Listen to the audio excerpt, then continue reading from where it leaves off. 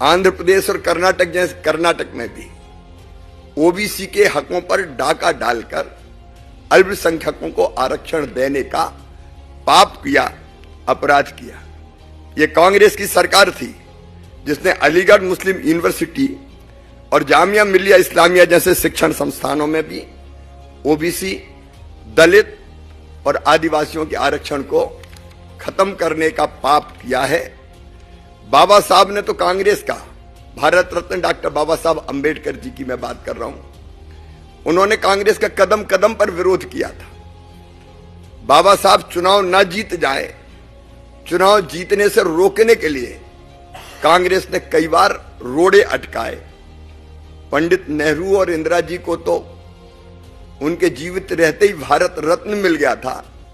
बाबा साहब को भारत रत्न तब मिला जब भाजपा के समर्थन से सरकार बनी। कांग्रेस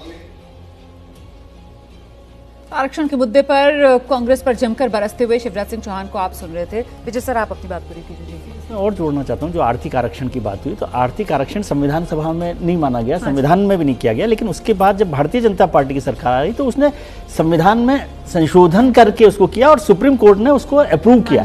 तो मतलब ये नहीं है कि वो इलीगल तरीके से है, तो वो अलग इशू है। लेकिन ओबीसी के आरक्षण में ओबीसी किन जातियों को शामिल की जाए, ये फिलहाल राज्यों के पास बड़ा अधिकार है। अब उसको रिव्यू करना भी अधिकार है, जैसा चर्चा हुई कि पिछड़ा आयोग वहां पर होता है, वो उसको रिव्यू करता है, समय समय पर उनमें से कुछ को शामिल भी किया जाता है। नहीं आपने कही ना कि भाई राज्यों के पास ये अधिकार था और ऐसे में सरकारें जो हैं वो इस कटघरे से खुद को नहीं बचा सकती हैं कि अपने फायदे के लिए वोट बैंक पॉलिटिक्स के चलते उन्होंने कुछ जातियों को गलत फायदा पहुंचा दिया। तो ये उसकी समीक्षा हो रही है।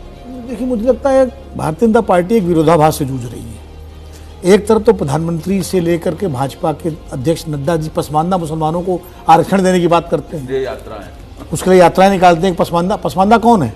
पिछड़ी जातियों को मुसलमान नहीं है पसमानदा। और वही पिछड़ी जातियां जो आरक्षण, पिछड़ों के आरक्षण की जो पुराण है, मंडल आयोग की रिपोर्ट, वही उससे आदि पुराण है जहां से पिछड़ों के आरक्षण निकला है।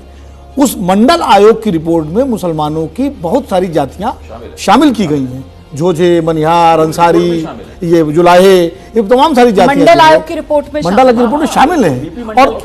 और उसी मंडल आयोग की रिपोर्ट के आधार पर विभिन्न राज्यों में पिछड़ों के आधार पर, पिछड़ेपन के आधार पर मुसलमानों की उन जातियों को आरक्षण है, मुसलमानों के नाते नहीं है। उत्तर प्रदेश में भी है बहुत सारे, और जैसा कि अभय जी ने कहा, कई जातियां ऐसी होती हैं वो हिंदू समाज की जो एक राज्य में पिछड़ी है, दूसरे राज्य में नहीं है। तो बस फिर तो ये समीक्षा होगी, अनियमितता पाई जाती है तो उस पर एक्शन होगा। मतलब कुल मिलाकर यही होता हुआ नजर आ रहा है। चुनावी मुद्दा बनाने की कोशिश है, चुनावी मुद्दा बनाया जा रहा है। ठीक है प्रोफेसर साहब, इसमें कौन सा दो मत है कि आरक्षण चुनावी मुद्दा नहीं रहा है या नहीं रहेगा। सिंपल सी बात यह है कि आरक्षण एक संवेदनशील मुद्दा है। इसके माध्यम से राज्य के द्वारा जो नियंत्रित संपदाओं का वितरण होता है वो विशेष समूहों के पास देकर सत्ता हथियाने की कोशिश पहले भी की गई है, आज भी की जा रही है, आगे भी की जा रहेगी।